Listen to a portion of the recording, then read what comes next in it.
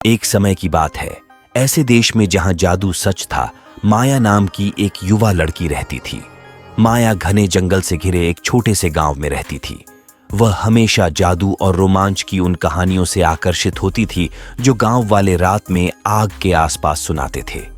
एक दिन जंगल की खोज करते समय माया की नजर एक छुपे हुए घास के मैदान पर पड़ी, जिसे उसने पहले कभी नहीं देखा था। घास के मैदान के केंद्र में एक शानदार पेड़ खड़ा था, जिसकी शाखाएं किसी विशालकाय की भुजाओं की तरह आकाश तक पहुंच रही थीं। पेड़ के नीचे एक छोटा चमकता हुआ तालाब था। जैसे ही माया तालाब के पास पहुंची, उसे सतह के नीचे कुछ चमकता हुआ दिखाई दिया। जिज्ञासा उस पर हावी होने लगी।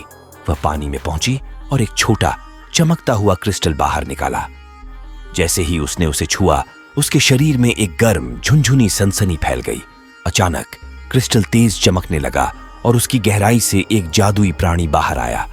ये एक परी थी, जिसके नाजुक पंख और सौम्य चमकदार आभा थी। परी ने अपना परिचय जंगल के संरक्षक एलारा के रूप में दिया। उसने समझाया कि क्रिस्टल महान जादुई शक्ति का स्रोत था और माया को इसके नए वाहक के रूप में चुना गया था। उत्साह से अभिभूत होकर माया ने एलारा से पूछा कि वह क्रिस्टल के साथ क्या कर सकती है। एलारा ने बताया कि क्रिस्टल में इच्छाएं पूरी करने की शक्ति होती है, लेकिन केवल उन लोगों के लिए जो दिल के शुद्ध होते हैं और अच्छे इरादे रखते हैं। माया खुशी से भर गई। वह ठीक ठीक जानती थी कि वह क्या चाहती है। वह अपने गांव की समृद्धि, अपने परिवार और दोस्तों के स्वास्थ्य और खुशी और जंगल और उसके सभी प्राणियों की सुरक्षा की कामना करती थी। जैसे ही माया ने अपनी इच्छाएं पूरी की, उसे अपने अंदर से ऊर्जा का प्रवाह महसूस हुआ और उसे पता चल गया कि उसकी इच्छाएं पूरी हो गई हैं। एलारा ने माया को उसके शुद्ध हृदय के लिए धन्यवाद दिया और उसे एक अंतिम उपहार दिया, ग्लेड में जाने और जब भी वह चाहे एलारा से बात करने की क्षमता।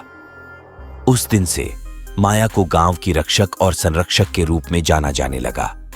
उन्होंने अपनी जादुई शक्तियों का इस्तेमाल जरूरतमंद लोगों की मदद करने और यह सुनिश्चित करने के लिए किया कि उनका गांव आने वाली पीढ़ियों के लिए समृद्ध हो।